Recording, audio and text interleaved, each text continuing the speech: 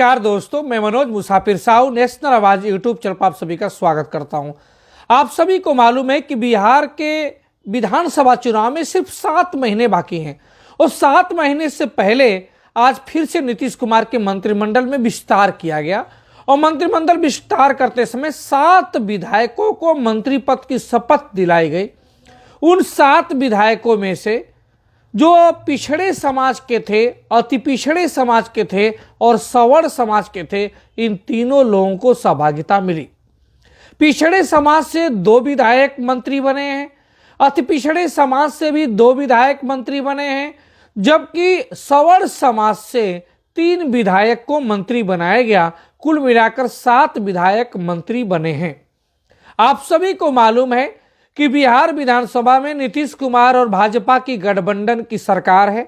Bharatiya Janata party की बिहार विधानसभा में 80 सीटें हैं और नीतीश कुमार की जेडीयू की बिहार विधानसभा में 45 सीटें हैं और जीतन राम मांझी की हम की 4 सीटें हैं और निर्दलीय भी वहां पर 2 हैं। 122 का ही बहुमत चाहिए, इसलिए 80 सीटें भाजपा की, 45 नीतीश कुमार की, मिलाकर ही बहुमत का आंकड़ा पार कर लेती है। लेकिन इसके बावजूद भी जीतन राम मांझी को सरकार का हिस्सा बनाया गया था। जीतन राम मांझी की पार्टी से उनके बेटे भी मंत्री बने हैं, पहले से ही मंत्री हैं और आज 7 विधायकों में से 2 विधायक जो अति पिछड़े समाज के बने हैं, उसमें एक विधायक केवट समाज से है, मंडल साहब, और दूसरा जो विधायक है वो अपने तेली समाज से हैं, जिनका नाम है मोतीलाल साहू या मोतीलाल प्रसाद बोल सकते हैं। मोतीलाल प्रसाद तेली समाज से हैं और ये सीतामढ़ी में जहां पे एक सांसद हुआ करते थे सुनील कुमार पिंटो, उस सीतामढ़ी में एक विधानसभा है रीगा, और रीगा विधानसभा से ये 2010 में भी विधायक चुने गए थे और 2020 में भी, मतलब पिछली विधानसभा में भी चुने गए थे, लेकिन मंत्री नहीं बनाया गया था। आज मंत्री बने हैं। आप सभी को मैं कई बार बता चुका हूं कि भारतीय जनता पार्टी से भी हमारे पास विधायक हैं, 7 विधायक हैं, टोटल मिला के जेडीयू और भारतीय जनता पार्टी को, और 2 विधायक हैं राजद से, कुल मिला के 9 विधायक।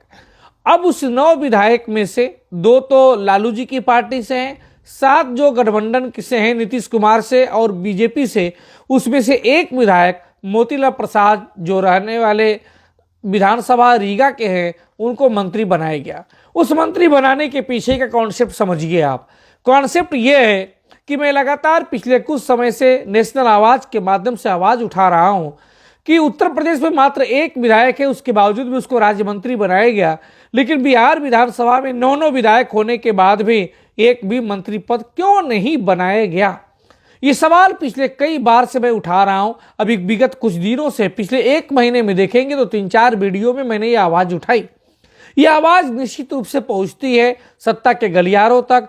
और इसमें एक भूमिका और है कि अभी जो 9 फरवरी को बिहार के पटना के मिलर ग्राउंड में रैली हुई थी, तेली हुंकार रैली, और तेली हुंकार रैली में तेजस्वी यादव आए थे और वहां पे तेजस्वी यादव ने साफ साफ कहा था कि अगर आप लोग 1 कदम चलेंगे तो हम 4 कदम चलने का काम करेंगे, और आप लोग 4 कदम चलेंगे तो हम 16 कदम चलने का काम करेंगे। और तेली समाज के प्रत्येक लोगों ने कहा था कि हम आपकी अगली बार सरकार बनवाएंगे। अब इससे भारतीय जनता पार्टी के खेमे में खलबली मच गई कि ऐसा ना हो कि जो हमारा कोर वोटर तेली समाज है, यह तेली समाज लालू जी की पार्टी की तरफ चला जाए। इस वजह से डर के मारे सामंजस्य बैठाने में इस बार मोती प्रसाद जो तेली समाज से हैं, सीतामढ़ी के रीगा से दूसरी बार विधायक हैं, इनको तुरंत मंत्रिमंडल में शामिल किया गया। ये होती है क्रिया वर्सेस प्रतिक्रिया, अपोजिशन की रणनीति। अगर सेम इसी रणनीति पे सरकार को अगर आपको मजबूर करना है मंत्रिमंडल में या भागीदारी के लिए, तो आप यही फंडा उत्तर प्रदेश में भी लगा सकते हैं। उत्तर प्रदेश में अगर आप रैली करेंगे और उस रैली में अखिलेश यादव जी को बुलाएंगे, तो अखिलेश यादव जी की तरफ जब समाज मूव करने की कोशिश करेगा तो उसको रोकने के लिए भारतीय जनता पार्टी यहां पर उत्तर प्रदेश में भी राज्यसभा भी भेजेगी, एमएलसी भी बनाएगी और मंत्रिमंडल में और आगे 1-2 लोगों को एडजस्ट करेगी। ऐसे ही मध्य प्रदेश में अगर आप रैली करेंगे और सिर्फ कांग्रेस पार्टी के बड़े नेताओं को बुलाएंगे तो निश्चित रूप से उसकी काट में बीजेपी वहां भी भागीदारी देगी जो मोहन यादव जी की सरकार है। वैसे ही छत्तीसगढ़ में है, छत्तीसगढ़ में भी ऐसे करना चाहिए, राजस्थान में भी ऐसे करना चाहिए। हर प्रदेशों में अब चापलूसी का सिस्टम नहीं है, अब मलाई मक्खन लगाने का सिस्टम नहीं है कि आप जिस पार्टी की सत्ता हो उससे आप उसको बुलाइए, उससे मक्खन लगाइए, तब आपको कुछ नहीं मिलेगा। विरोध की राजनीति है। कहा जाता है ना कि माँ भी उसी बच्चे को दूध पिलाती है जो बच्चा रोता है। अगर रोएगा नहीं, चीखेगा, चिल्लाएगा नहीं, तो उसको कोई दूध भी नहीं पिलाता है। ठीक उसी प्रकार से हम लोग एक परिवार में रहते हैं और परिवार में जो जितना शरारती और हंगामा करने वाला होता है उसके लिए व्यवस्था पहले से ही कर दी जाती है।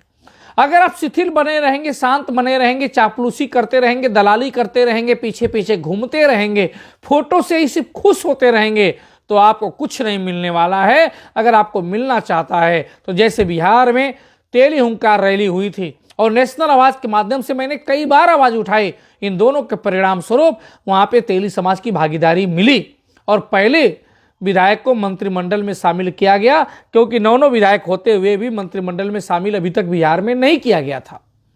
इससे आप सभी को सीखना चाहिए और मुझे उम्मीद है कि आप सीखेंगे भी। और एक नाम है संजय सारावगी, इसके बारे में भी बहुत लोगों का कंफ्यूजन है कि संजय सारावगी क्या है। दरअसल ये जनरल वैश्य में ये आते हैं, मारवाड़ी समाज से हैं और दरभंगा से लगातार 5 बार विधायक हैं। बहुत अच्छी पैठ है इनकी क्षेत्र में, 5 बार विधायक है। सन 2005 से लगातार ये विधायक बनते आ रहे हैं।